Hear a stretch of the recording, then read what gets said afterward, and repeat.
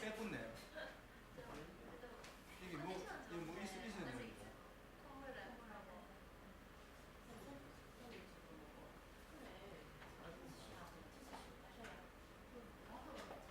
아, 2위로. 이거를 왜 그렇지? 참 이상하네.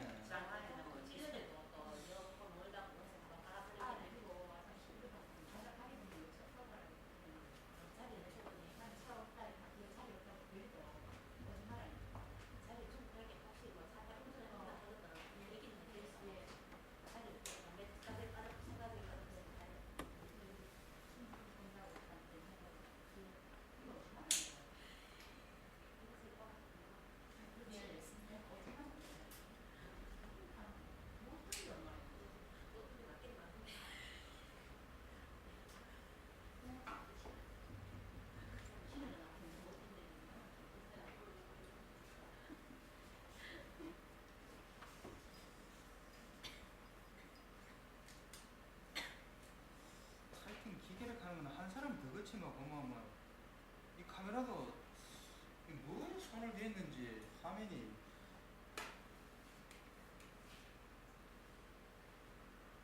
김재승 기자 뭐를 손을 댔는지. 아, 수술 하기 전에 그 주일날 오후에 됐대.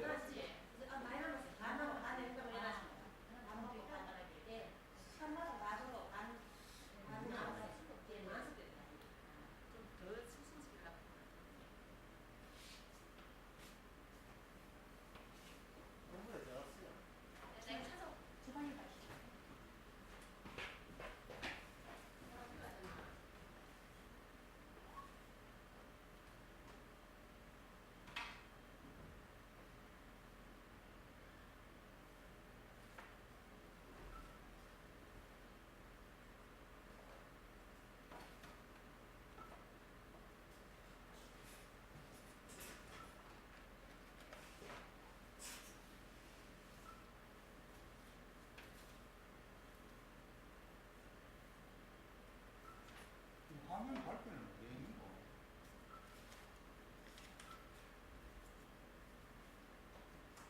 아이씨, 이게 뭐야?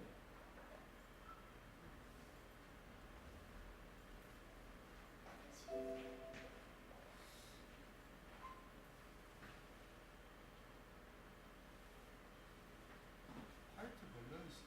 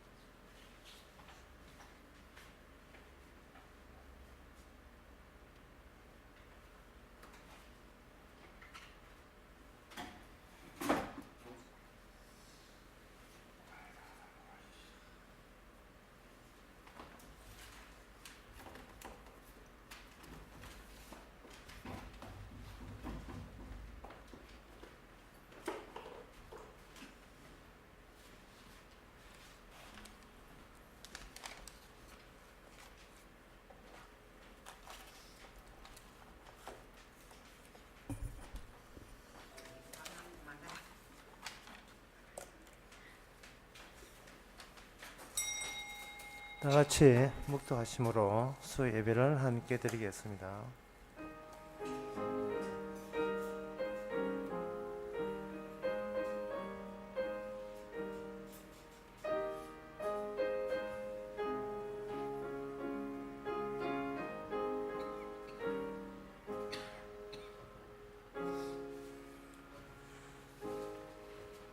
주의 증거가 기이함으로 내 영혼이 이를 지키나이다.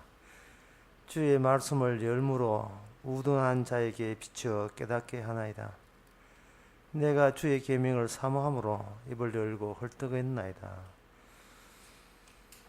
하나님 아버지, 기이한 말씀, 우둔한 자도 깨닫게 하시는 그 말씀, 우리가 매사에 어디 있었고 우둔하고 아는 것이 없음을 이 시간을 다시 고백하면서 주의 말씀을 경청하고 그 안에서 살게 하옵소서. 예수님의 이름으로 기도합나이다. 아멘.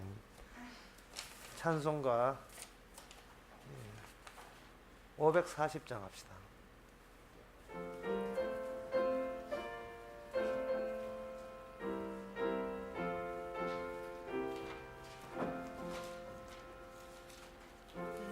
세상 지나가고 저 천국 가까워 나 오래 기다리던 그 영광 보인다. 540장입니다. 이 어두운 밤이 가고 새날이 밝으니 저 하늘 나라 영광 참 밝게 빛난다. 사랑의 구주 예수 난 샘물 내시니 목마른 나의 영이 이 샘물 마신다. 이 세상 사는 동안 내 생수 되시고 그 나라 이르러서 내 기쁨 되신다. 내 주의 크신 은혜 그 깊은 사랑이 내 평생 사는 동안 늘 차고 넘친다. 저 천국 이르러서 그 은혜 고마워 주 보좌 앞에 나가 늘 찬송하리라. 날 위해 고생하시 주 얼굴 뵈려고 내 갈 길 험악하나 쉬지 않고 나간다.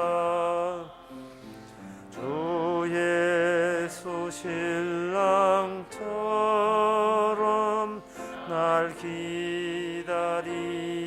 기다리시니 큰 영광 주에 나가 주 얼굴 뵈리라.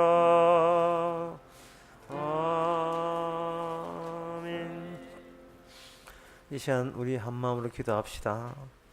사람은 인생을 살면서 제일 중요한 것은 자기 인생을 다 걸 수 있는 그런 확신 있는 진리를 찾는 게 가장 중요할 줄 압니다. 옷걸이가 있어야 옷을 걸듯이 나의 인생을 걸 수 있는 그 옷걸이 같은 진리, 복음, 이 시간 그것을 다시 한번 찾고 확인할 수 있도록 다 같이 기도합시다.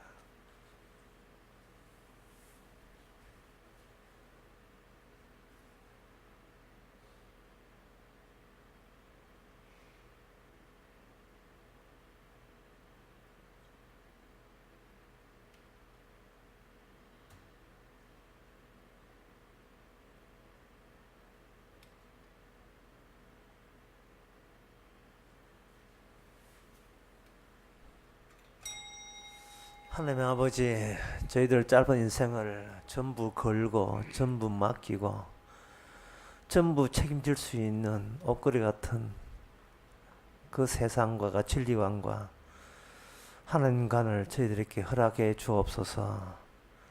내가 곧 길이요 진리요 생명이라 하사오니 진리 되시고 생명 되신 주님, 이 시간도 저희들에게 그 길을 알려주옵소서. 예수님 이름으로 기도합나이다. 아멘.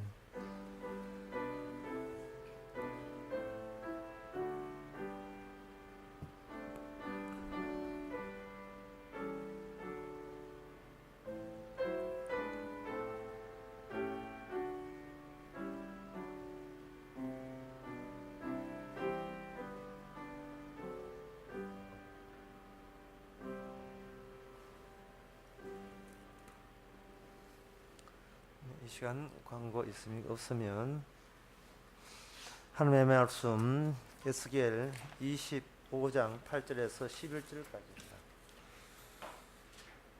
구약성경 1190페이지입니다.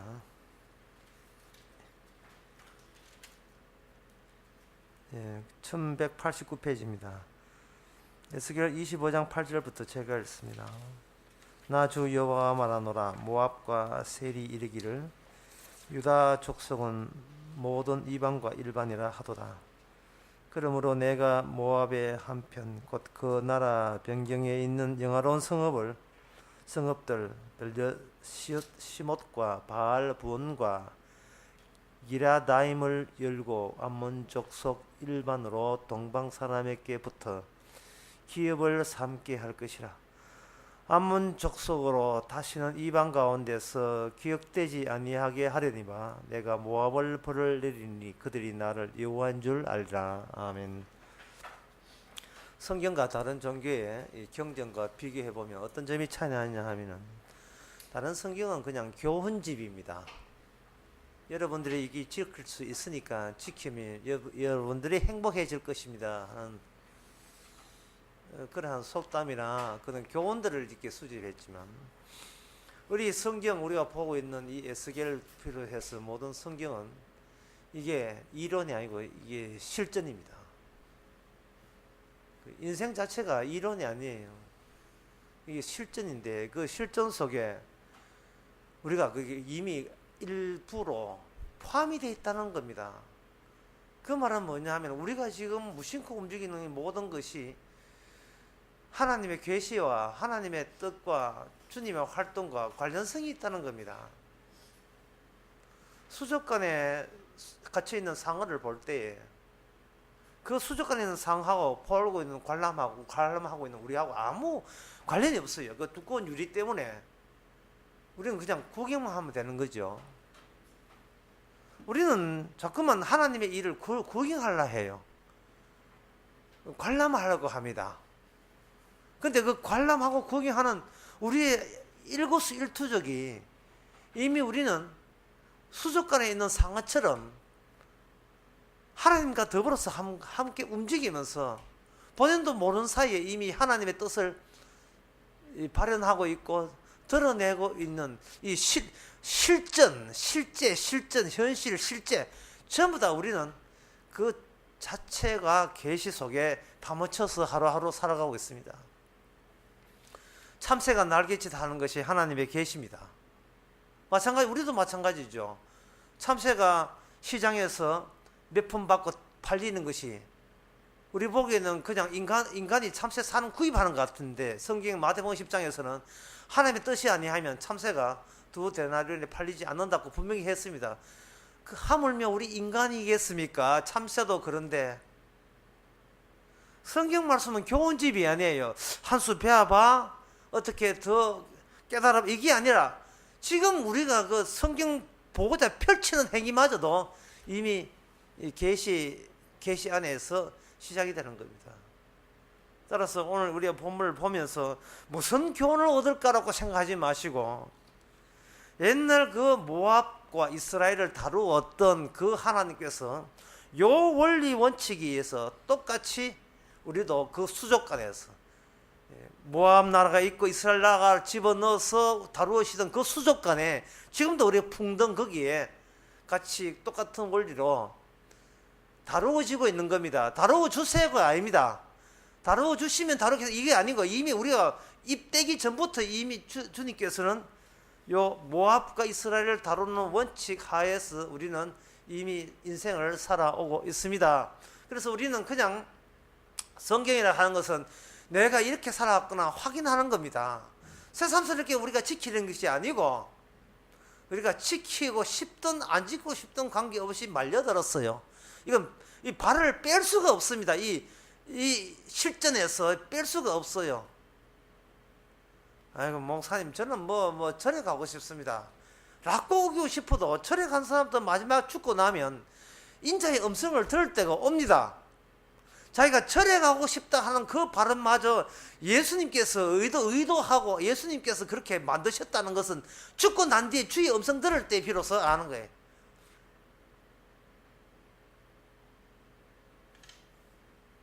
예수님에 대한 지식을 확보해서 구원받고자 하지 마시고 그런 생각 이전부터 이미 주님의 손에 벌써 다루어지고 움직이고 있었습니다. 그렇다면 이 원리가 뭐냐? 하나님께서 어떤 원리를 다루시느냐? 수족관에 집어넣고 우리들을 다들 집어넣고 어떤 원리를 하느냐? 그것은 오늘 본문에 보면 이렇습니다. 8절에 보면 나 주 여호와 말하노라 모압과 세일이 이르기를. 모압과 세일 이상한 나라죠. 이스라엘 입장에서는 지옥 갈 나라죠. 하나님의 저주받을 나라이고 하나님의 언약이 없고 심판 받기로 작정된 나라고 우리가 그렇게 부럽지 않는 나라입니다. 그 나라에서 그 하나님의 저주 받기로 심판 받기로 작정된 나라에서 입을 벌리고 무슨 한 소리를 하는 거예요. 그러니까 성경 말씀에 구원받지 못할 자의 입에서 뭔가 한 소리 나왔다는 것은 우리가 이거 보면서 도대체 죄가 무엇인가를 그들 소리를 들으면서 죄가 무엇인가를 다시 한번 확인하는 겁니다. 아, 저게 죄였구나. 저런 발언을 하고 저런 사고방식으로 말을 내뱉는 그 내용이 바로 이신 마시간 저주받아 마땅한 저런 내용이구나. 다시 우리는 다시 성경을 통해서 배우게 됩니다. 그러면 그들이 무슨 잘못을 저질렀기에 이 모압과 이 모압 세일이 모압 같은 나라니까 같은 수도니까 이 모압이라는 나라가 그들이 무슨 죄를 지었기에 그들은 하나님으로부터 벌을 받는가? 무슨 죄를 지었기에? 그들이 무슨 죄를 지었기에 할 때요. 또 하나 우리가 주의할 게 있어요. 아, 그들이 이런 죄를 지었구나. 이것만 알면 안 돼요.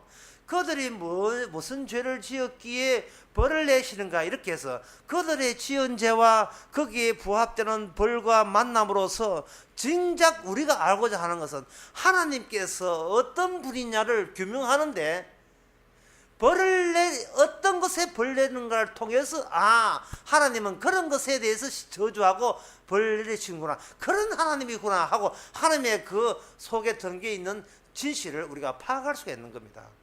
저거 누구 벌 받았대 돌아서자 이게 아니라 어떤 말을 했기에 그게 벌이 되고 죄가 되고 그 벌에 대해서 구태여 심판을 하시겠다는 그 하나님의 속성은 그 벌을 통해서 새삼스럽게 우리가 발견되는 겁니다.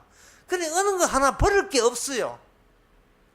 욥이 하나님을 뜻을 보여준다고요? 맞습니다. 하지만 욥의 친구도 하나님의 뜻을 보여준다는 것을 빼먹으면 안 됩니다. 예수님의 제자들이 구원받았다고요? 맞습니다. 하지만 예수님의 제자들을 핍박했던 그 당시 바리새인 사두개인들의 그들의 발언을 우리가 놓치면 안 돼요. 왜? 양쪽 다 주님의 속성을 보여주기 때문에 그렇습니다. 나는 저 사람하고 다르기 때문에 나는 몰라도 돼가 아니라 그런 것들이 모여야 우리가 진짜 섬기는 하나님의 진실이 거기에 있다는 것이 이게 정리가 되거든요. 자, 그렇다면 모압이 무슨 죄를 지었기에 하나님께 벌 받느냐? 8절에 보니까 나 주 여호와 하더라 모압과 세일이 이르기를 유다 족속은 모든 이방과 일반이라. 유다 족속? 이스라엘? 저들이랑 우리가 똑같아 라고 벌 받을 모압이 그런 사고방식으로 이스라엘 옆에서 버티고 있었던 겁니다. 이게 벌 받을 죄입니까? 이게 저주받을 일이에요. 그들이랑 우리가 똑같아. 예, 그게 저주받을 일 같으면 이게 심각한 지옥갈 죄라면 그걸 미처 죄라고 보지 못한 우리의 심정이 더 심각한 문제죠.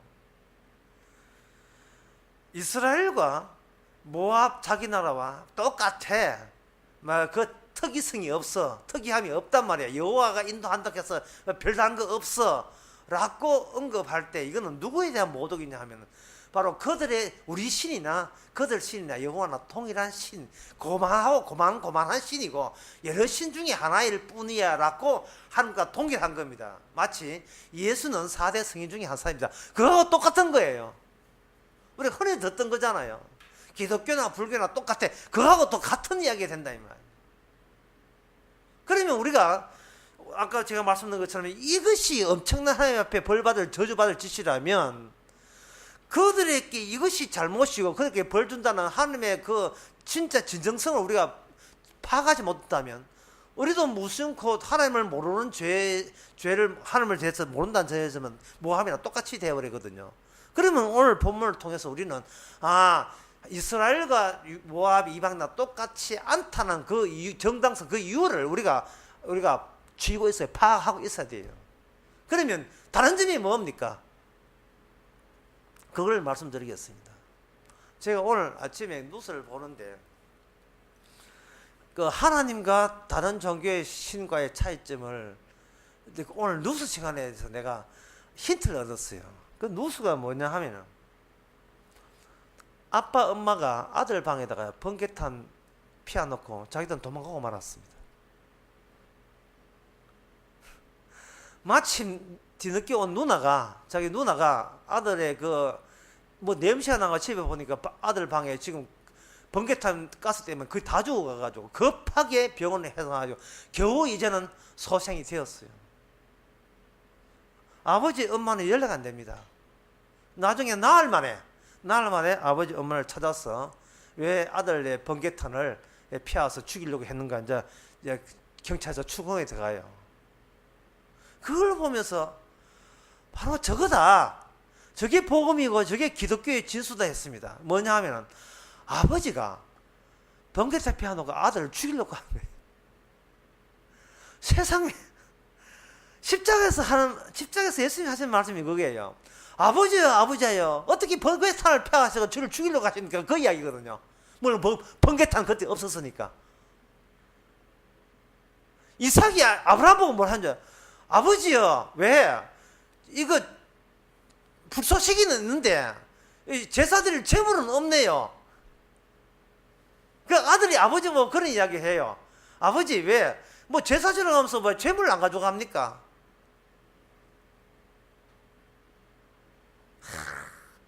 그때 아버지가 하는 말이 너야 너 이렇게 하신 게 아니고 하나님께서 친히 준비하셨더니라. 그러니까 아버지가 거짓말 한 거예요. 나도 몰라. 모르겠는 뭘 몰라요. 옆에 같이 그 아들 잡아 주기도 가는데. 물론 그 재물에 불쏘시개 가가지만 우린 불쏘시개를 번개탄으로 잠시 바꿔봅시다. 아버지가 자식을 죽이고 다시 말해서 하나님이 그 미워한 자식, 사랑하는 자식을 다른 말로 하면 하나님 잘 믿는 자식, 다른 말로 하면 정말 하나님 아버지한테 유일하게 사랑받는 자식을 아버지가 구태여 죽이려는 그 종교, 그게 바로 기독교고 그게 복음입니다. 이 회개망청한 교리가 다 있습니까? 예? 믿으라고 사정해 하는데 그 잘 믿는 사람을 그 아버지가 나서서 아버지를 섬기겠다는 그 아들을 죽이시는 하나님의 뜻, 도대체 얼마나 생각이 깊어야 그 뜻을 헤아릴 수 있습니까? 로마서 11장에 사도 바울이 말하기를 그 누구도 그 깊은 뜻을 헤아릴 수 없다. 너무나 기묘하다 해서 너무나 기묘해. 근데 다른 종교는 납득이 돼요. 납득이 착하게 살면 복받고 나쁘지 않으면 벌받는다. 이 납득이 된다고요. 정성을 다하면 복받고 소홀히 하면 안 된다. 납득이 되는데 복음은 그게 아니에요. 너무나 이거는 어떻게 이스라엘은 찾아왔기에 동행하는 줄 알았지.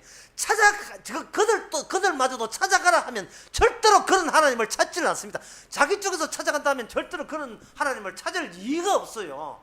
아니, 자기를 가면 갈수록 가까이 하면서 점점 죽이는 하나님, 점점 멀리 하시는 하나님을 어떻게 무슨 보람을 가지고 찾아 나서겠습니까? 안 되지요.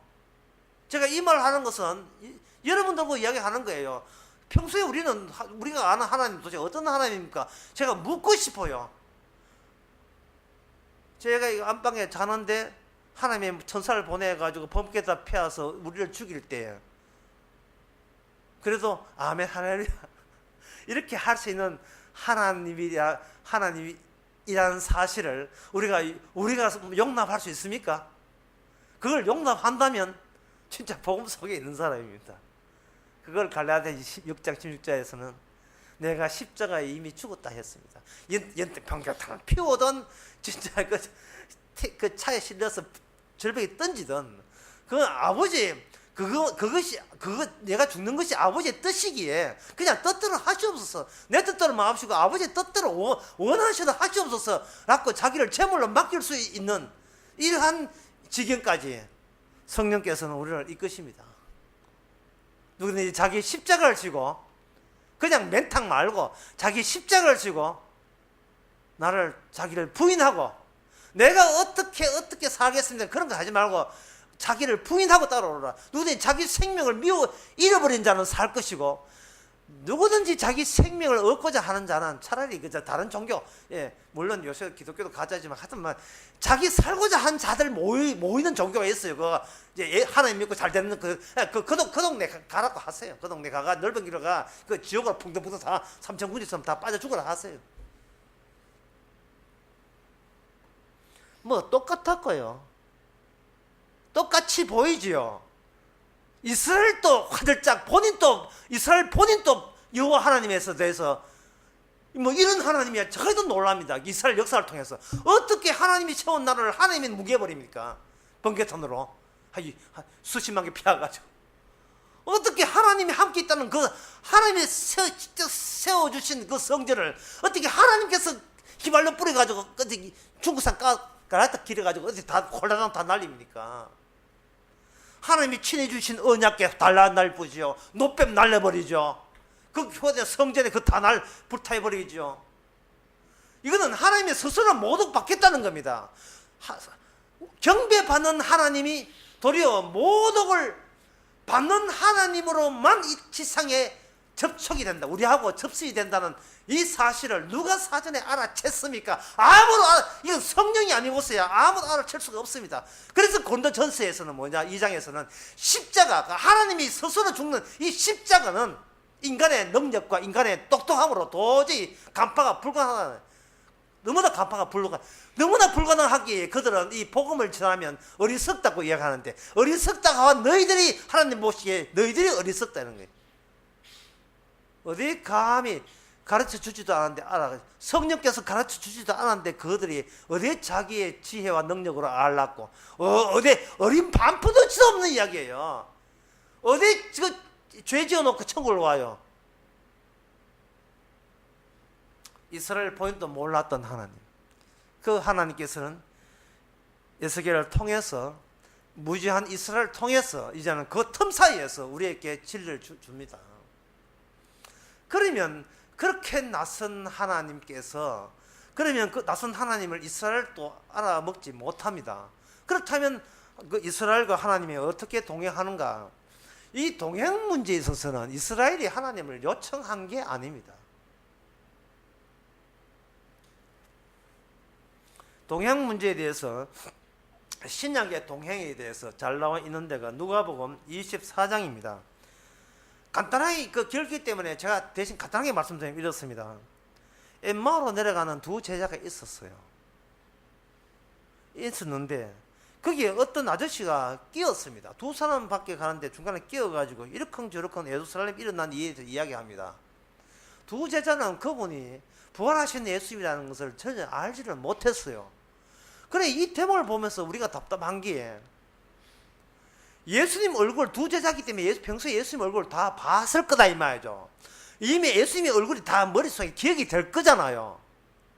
그런데 예수님께서 그들에게 찾아온다면 그들이 익히 알고 있는 그 인상을 그대로 부활하셔도 갖추시고 나타나면 아이고 예수님 살아가셔서 고맙습니다. 먼저 제자들이 알아보는 게 왜 이게 안 되느냐 하는 겁니다. 이거 엠마오로 내려간 두 제자에게 이 두 제자가 예수님을 알아요. 아는데 예수님에 대한 그 기억이 있는데 제3의 인물로 끼어들었던 예수님의 얼굴은 그 얼굴이 아닌 거예요.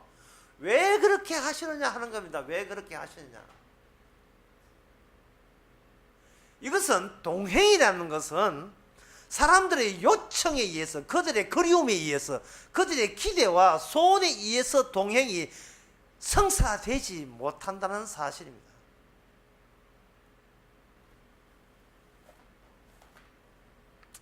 하나의 예를 들면 민수기 23장에 거기 이스라엘 백성이 이제 그 광야를 지나는데 모압 네, 모압날 지나는데 그 3장 그 22절에 하나님이 이렇게 하십니다. 내가 이스라엘 중에 여호와가 함께 있다. 그럼 함께 있다 하면 그냥 주룩 갔다가 주룩 왔고 그러면 그만이냐? 그게 아니고요. 뭐냐 하면은 야곱의 허물을 보지 아니하시고 이스라엘 패역을 보지 아니하시는 하나님으로 함께 계신 거예요. 그러면 이 말은 조금만 머리 써서 보세요. 이렇게 결론납니다. 하나님이 동행하는 이유는 야곱의 허물을 찾아낸다고 보시면 맞아요. 야곱의 허물과 찾아내고 이스라엘의 패역을 찾아내는 거예요. 그러니까 이스라엘은 훌륭한 사람들이다? 아니다 이 말이죠. 절대로 이스라엘은 훌륭한 사람이 아니에요. 그러면 정리해 봅시다. 하나님의 동행하시는 이유는 너희들이 이토록 못난 존재고 이토록 그냥 죄만 지은 존재다. 단지 다른 민족과 동행 안 하고 너희께 민족하는 너희께 찾아온 것은 이렇게 너희들의 허물을 끄집어내고 그 끄집어낸 죄를 반복적으로 용서함으로써 용서하시고 은혜 주시고 사랑하시는 그 사랑의 하나님으로 더러운 너희들과 동행한다 라는 결론에 도달될 수 있습니다. 지금 성령께서 우리 성도와 함께 동행한다. 뭔가 뭐 청와대 유력한 인사와 함께 동행해가지고 큰 소리 칠만 하겠죠. 하지만 이스라엘식으로 진짜 하나님이 우리가 동행한 식으로 한다면 남들이 지적 못한 심지어 내가 미처 나를 지적 못한 그 지적질을 주께서 성령을 동행하니까 주여 야 그것도 나는 몰랐습니다. 그것도 죄가인 줄 주여 너무 감사합니다. 지적질 받으면서 도리어 감사가 튀어나오는 방식 동행하는 방식입니다.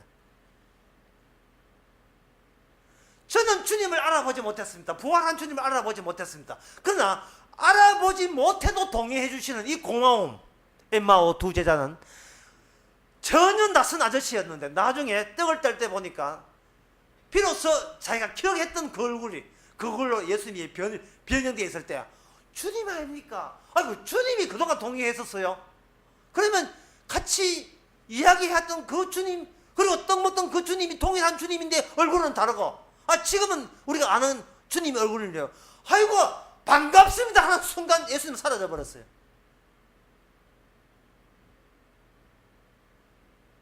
왜? 그들의 기억 속에 머무르면 그들은 예수님 동행을 지 자랑으로 간주하게 될 것입니다. 그러면 또다시 그들의 패역과 허물을 찾아내는 주님과는 다른 주님이 되어버려요. 나 하나님과 동행했으니까 나 잘났다를 계속해서 반복해야 될 근거로서의 주님은 아니시거든요. 5년 전에 은혜 받았다고 그래서 잘났다고 그걸 자랑하는 것을 허락하신 주님은 아니시다 이 말이죠. 오히려 그것이 또 새로운 죄로 박혀내는 주님으로 동행하십니다. 이것은 내가 주님을 소유할 수 없다는 이야기입니다. 주님이 나를 다루신다는 이야기예요. 그 다루시는 그 원리를 출애굽기 34장 14절에 이렇게 나와 있습니다. 모세가 삐졌습니다. 왜 삐졌는가? 백성들이 죄를 지었으니까. 그래서 모세한테 백성들 인도하라고 하니까 모세가 삐져가지고 저 뭐합니다. 이렇게 하나님의 언약을 어기는 사람 뭐합니다. 백성들과 함께 살 수 없습니다. 그러니까 내가 너와 함께 갈게. 비로소 모세는 안심합니다. 주여 저와 함께 저희 백성들과 함께 동행하여 주옵소서. 그게 결국 이게 뭐냐면 이스라엘이 백성의 숫자가 몇 명이 아니라 두세 사람이라도 주와 함께 있어서 그들의 잘못을 끄집어낼 수 있다면 그곳이 바로 주님의 성령이 함께 있는 곳입니다. 숫자가 문제가 아닙니다. 여러분 달을 보는 이 지금 달에 떴는지 안 모르겠습니다. 떴는지 안 떴는지 모르겠습니다. 지금 어디 보름이 가까이 있죠. 예. 보름 생각하니까 또 개 생각하는. 이 보름달이 떴다 할 때, 그 보름달 때, 이 시간에 보름달을 보고 있는 사람이 4명인지 5명인지 살이 숫자 세려가지고 지금 내 얼굴 보고 있는 게 4명이야. 아이, 삐졌어. 나는 안 떠. 이런 달이 아닙니다. 2명을 보든지 1000명이 보는지 간에 달은 허하게 웃으면서 뜨는지 뭐 울면서 모르겠지만 하여튼 훤하게 떠 있잖아요. 주님의 원리, 나의 동행하는 원리는 숫자와 상관없이 두세 사람이라도 계속 우리의 잘못을 지적질해 내신다면 그 지적질 당하는 그 동행은요, 야 우리 둘이 MR로 내가 둘이지, 한 12명 되면 좋겠다, 이게 아니라 뭔가 계속 주님과 동행한다는 이것은 수천 명이 있는 기쁨보다 더 좋은 거예요. 내 피 몇천 명이냐가 아니라 한 명이라도 주님이 나와 동행한다는 이 점에서 외롭지 않습니다. 이게 외롭지 않아요. 자, 그 다음에 중요한 것은 이제 진짜 중요합니다. 자, 주님이 동행했습니다. 자, 동행한다는 길을 쓰려면요, 목적지가 있어야 되잖아요. 지금 모압 나라하고 암몬 이런 이방 나라들의 가장 큰 잘못은 뭐냐 하면은, 야 여기 탑 터 좋네, 여기 목축지 좋네, 이 땅 좋네, 이건 내가 앞으로 우리 대대자손 머물 땅을 해야지 라고 그걸 고정화시킨 게 문제였습니다. 야 이거 살기 좋대, 여기 단비 내리고 계절 따뜻하고, 야 농사 지면 이제 큰 수확 얻겠다 라고 조화를 하면서 그 땅에서 살기를 사수하는 게 문제였습니다. 왜냐하면은 이스라엘은 이 땅에 고정하라고 나타난 민족이 아니고 통과성, 스쳐 지나가야 될 민족입니다.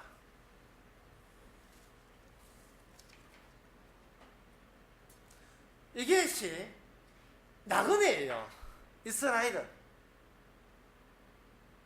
연창중 하늘 가다가 날아가, 다시 날아가 버리는 거예요. 그러면 이것을 어떻게 통과한다는 건 나그네고 머물지 않는다는 뜻인데, 가게는 어디로 갑니까? 그것은 동행하신 그분의 나라, 하나님의 나라로 들어가는 겁니다. 제가 이 이야기하면, 야 참 좋겠네, 좋지요. 좋은데 문제는 그 나라에 대해서 어떤 인간도 미리 짐작을 할 수가 없다는 거예요. 미리 짐작할 수 없어요.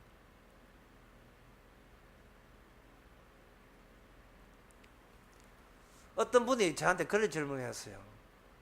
옛날에 그 이장님이가 1992년 10월 18일 재림한다고 이렇게 예언했는데, 예언 좀 하면 안 됩니까? 예? 사람들이 예수님 재림한다는데 언제쯤 옵니까? 뭐 날짜는 몰라도 뭐 대충 때리 잡아서 몇 년도에 온다고 그것만 알려주면 우리가 신앙생활 정신차려 하겠습니다. 그거 대충 알려주면 안 됩니까? 라고 궁금해하는데, 그렇게 궁금해하는 그것이 왜 나쁩니까? 라는 질문을 해오고 있어요. 또 옛날에 한 적이 있어요. 그럴 때 제가 이런 이야기 했습니다. 뭐냐 하면은, 인간은 예언할 수가 없습니다. 왜 그러냐면, 인간이 예언하기 위해서 수집된 모든 자료가 이미 과거에 있던 거예요. 과거에 있던 것을 미래로 해보면 과거 그 시절로 정착이 되어버립니다. 떠나면 안 돼요. 떠난다는 것은 날마다 생전 낯설고 경험하지 못한 그 코스로 가거든요. 그런데 미리 짐작을 해버리면, 짓다나 예언했지, 주님께서는 그 예언을 피해서 가버린다니까요. 만약에 그 예언이 맞아버리면 그 예언한 것에 대해서는 하나님이 지적질을 못해요. 아이고 근데 똑똑하구나, 아이고 내가 알려주지도 않는데 벌써 어떻게 알았지, 아이고 똑똑하네, 그럼 네가 알아서 구원받아라, 이렇게 되는 거예요. 그러면 한 5년 동행하다가 6년째는 네가 너무 똑똑하니까 네가 알아서 해라가 동행이 안 되는 겁니다. 다시 말해서 그 죄에 대해서 지적질이 안 돼요. 그러면 그 사람은 엉뚱한 곳을 천국이라고 착각해가지고 가게 돼요. 제가 지금 우상숭배, 모압이나 암몬이나 있는 우상숭배 나라의 특징에 대해서 이야기하고 있습니다. 동시에 한국 교회에 대해서 이야기하고 있습니다. 송구영신 예배 하면서 목사들이 신년 예배하면서 항상 목표를 줘요. 올해는 이러한 목표로 교회 갑시다. 일종의 예언이거든요. 일종의 예언이고, 마태복음 산상설교에 의하면 일종의 맹세하지 마라 하는데 맹세가 한 셈이 돼요. 맹세라는 게 뭡니까? 지금 이 자리에서 적이 되도록 제가 애쓰고 힘쓰겠습니다 하는 이야기다 말이죠. 그런데 그 모든 맹세와 그 목표가 특징이 있어요. 그건 뭐냐면, 떠나는 것이 아니고 이 세상에서 유명세 타고 부러움을 받고 박수 받고 좋겠네 성공했어 라는 어떤 사람들의 기대치들이 모여 직결된 그것을 지금 내가 사모하고 있는 중이에요. 우리가 아다시피 주님이 가신 길은 십자가의 길입니다. 천국이 우선이야. 십자가가 가야 거기에 천국이 있어요. 우리에게 천국이 보이는 것이 아니고 우리한테는 십자가가 보여야 그게 천국이에요. 근데 사람들은 천국을 채워버리고 십자가 없는 천국을 바라고 있으니까 그게 바로 이 세상에서 잘 먹고 잘 사는 우리가 평소에 이 세상에서 뭔가 기대치하고 있는 그 상태에 정착이 되는 거예요. 정착이. 어렵게 생각할 거 없어요. 만약에 어떤 사람이 교회에서 전도를 너무 잘해요. 그런 재주가 있는 사람이 있어요. 전도, 사람 꼬시는 걸 너무 해가지고 어떤 사람이 교회 한 100명을 1년에 100명을 전도해도 막 난 전도가 제일 쉬워요. 전도가 재밌어요. 이런 사람이 있다 이 말이죠. 전도가 만약에 어떤 작년에 100명을 했다면 어떤 분이 정명을 했다면 다른 사람이 뭐라고 기도하겠습니까? 저 사람은 어떻게 기도했기 우리는 한 명도 못하는데 100명을 했느냐. 그 다음에 2014년 되면 목사나 모든 교인들이 은근히 그 사람에게 기대한 게 있어요. 박 집사 올해는 작년에 100명 했으니까 150명 하자 이래 나올 거잖아요. 그런데 어제 죽어버렸어 그 사람. 예를 든 겁니다. 예를 연탕 번개탕 해가 죽었는지 하여튼 죽었다 칩시다. 정말 그 사람이 성령 받은 사람이라면 우리가 축하를 해줘야 되는데 이 교회 큰 교회로 정착 이 큰 교회 됐다는 것이 아까워서 쉽게 천국 가기를 거절하는 이 정착 큰 교회 안에서의 정착을 생각한다면 아깝다 좀 더 오래 산 원래는 200명 갈 건데 그럼 계산해보자. 작년 100명 원래 200명 야 그 사람 때문에 300명 풀었는데 적어도 교회에서 100명 200명 같으면 다른 교회에서 스카우트 당합니다. 바로 그것이 얼마나 모압적이고 하나님 앞에 저주받을 속성들입니까? 바로 그거에 대해서 바로 오늘 본문 이야기하는 거예요. 모압은 말합니다. 이 세상 자기 자리에서 성공하는 거나 교회가 이 자리에서 크게 부흥하는 거나 따져보면 똑같다는 거예요. 맞아요. 그 말 맞아 똑같습니다. 그런데 진짜 이스라엘, 진짜 하나님의 동행한 교회는 그게 아닙니다. 사람들이 기도했다 하면 밀가루처럼 빠져버려요. 주여 이렇게 되었으면 좋겠습니다 하면 그 기도는 응답되지 않습니다. 자, 그러한 응답되지 않을 정도로 주님과 사귄다면 그 사람은 진짜 구원받은 사람입니다. 기도 쪽쪽 응답이 안 될 때 정말 구원받은 사람이에요. 왜냐하면 기도한 것에 대해서 소급해서 지적질을 당해야 되니까. 주님이 하시는 것은 은혜인데 은혜라 하는 것은 죄 없는 상태에서는 은혜가 없어요. 용서와 은혜의 자비라 하는 것은 그만큼 우리 힘으로 의롭지 못하다는 것을 계속해서 까발려주고 반복해서 그걸 되새겨주는 거거든요. 그럴 때마다 우리는 얼마나 감사하고 감사한지. 이거다 싶으면 그거 아니거든 하고 해줄 때 그 고마움, 손 떼찌 해주고 태치 해주는 그 고마움. 그러면 이것입니까? 그것도 아니야. 떼찌 해주고. 그렇다면 우리가 이것입니까 저것입니까 하다가 어느새 우리는 통과하는 중이에요. 머물 곳이 이 땅에는 머물 곳이 없구나 걸 깨닫게 하는 겁니다.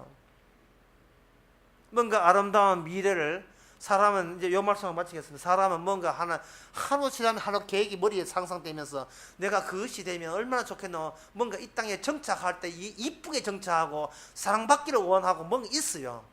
근데 막상 그 지점에 가게 되면 정말 성령이 있는 사람은 거기서 또 다른 곳으로 또 데려갑니다. 이동하고 통과하는 거예요. 머물 곳이 없어요. 꼭 이스라엘 같아. 유목민족 이스라엘 같이 그렇게 이끄십니다. 주여 어디로 데려가십니까? 그거는 예수님이 갔던 그 길 십자가를 통과가서 주님 지금 어린 양으로 있는 그 보호자에 우리를 그런 식으로 이끌고 있습니다. 그런 점에서 우리는 하나님과 동행하는 사람이 다른 사람들과 차이점입니다. 기도하겠습니다. 하나님 아버지, 동행하는 사람과 다른 사람의 차이점을 세상 성공 여부고 실패 여부로 정하시는 것이 아니라 날마다 하나님 앞에 십자가 앞에서 우리의 죄를 지적받을 때 도리어 그것이 감사로 나올 때 주께서 떠나지 않고 우리를 장악해서 주님으로서 같이 걸어가고 있다는 사실을 저희들이 알게 하옵소서. 예수님의 이름으로 기도합나이다. 아멘. 찬송가 277장 합시다.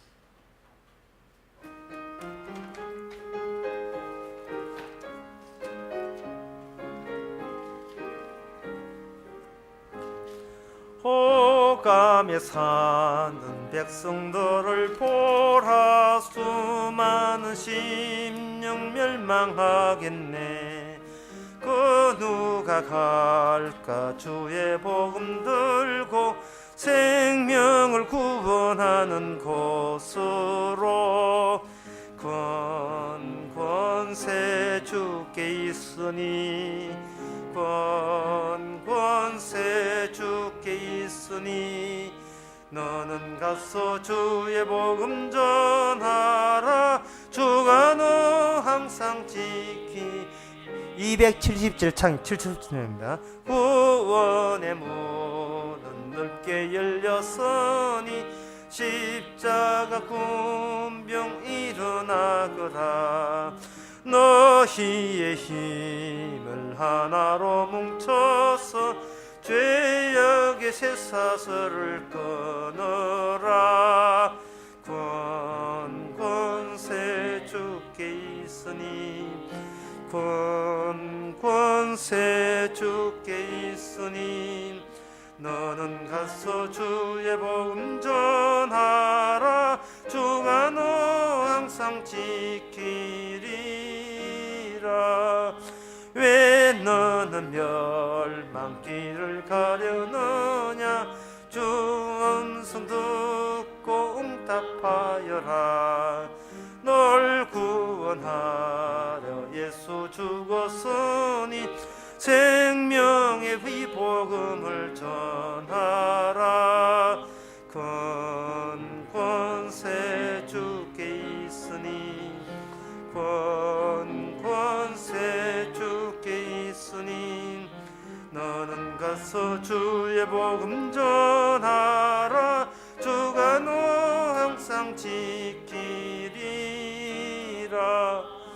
온천한 만민 승리의 그날에 영광과 찬송 주께 드리네. 속죄함이로 구원받았으니 기쁘게 할렐루야 부르세.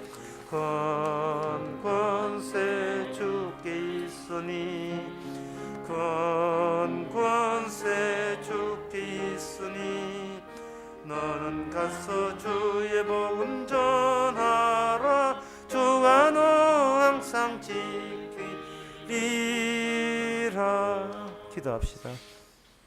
지금은 우리 주 예수 그리스도의 은혜와 하나님의 크신 사랑과 성령의 충만하심이 우리가 갈 곳을 주께 아시오니 늘 동행하셔서 세상을 버리도록 미련 두지 않도록 인도해 주시는 모든 주께 감사하는 모든 성도에게 주의 이름으로 축원하나이다. 아멘.